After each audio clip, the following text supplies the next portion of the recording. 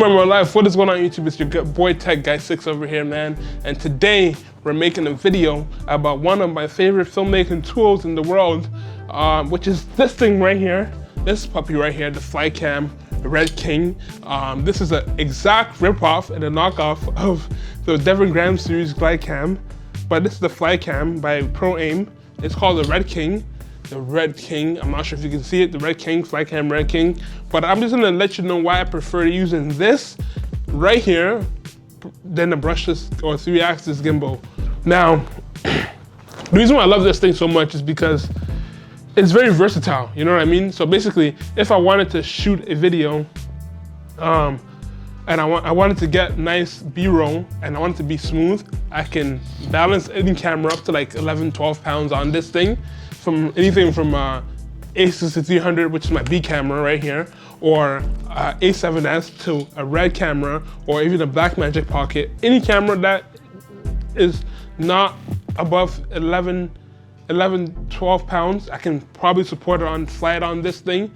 It does have a huge learning curve in the beginning when you first start using it, because there's things you have to get used to, like how to calibrate it properly, watch the drop time for 2 to 3 seconds, 1.5 to 2 seconds, or 3 seconds for some people.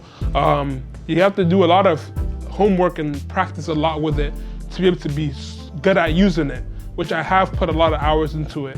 And the only thing I didn't like is that when you're running with a heavier setup, it does kind of get on your arms, because you have to actually hold it up with one arm, and the other hand has to be just barely on it to guide it. So all the weight is on one arm.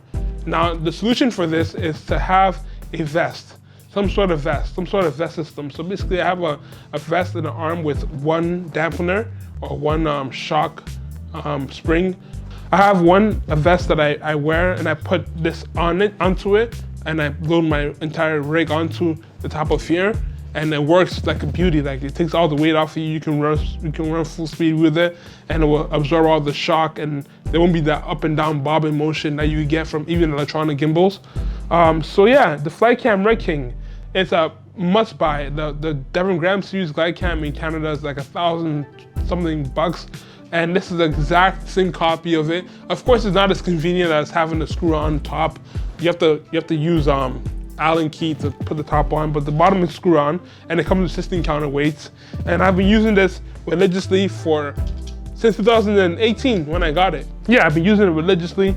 I love the thing, and it hasn't failed me. So once you get over the learning curve, once you get over the curve of learning how to use the thing, and it just becomes very, very organic.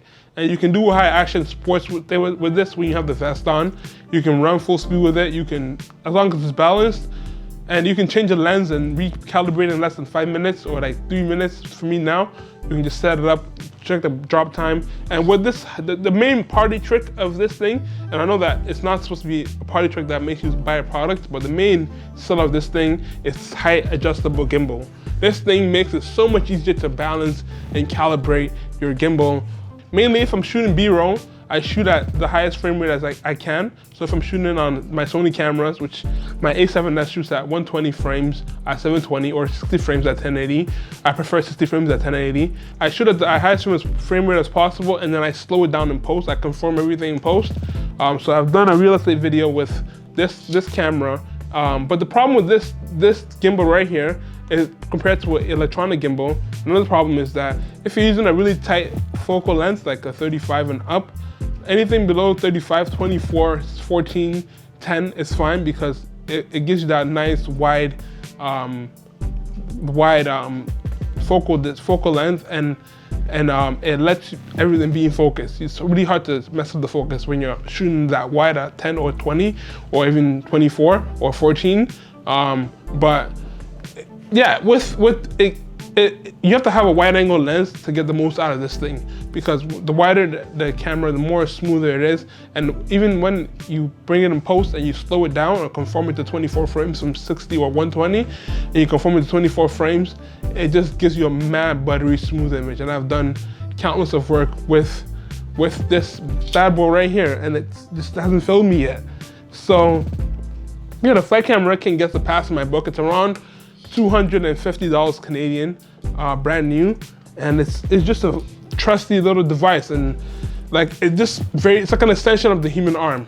That's why I like using it. It's an extension of my human arm. Like, yeah, it's just an amazing tool, that every filmmaker should have in their arsenal. Even if you have an electronic gimbal, it's good to have one of these bad boys in your production kit. It's been techguysix. Thanks for watching. Be sure to comment, like, and subscribe, and share this video with your friends. Thank you for doing so, and I will see you guys next time. Peace.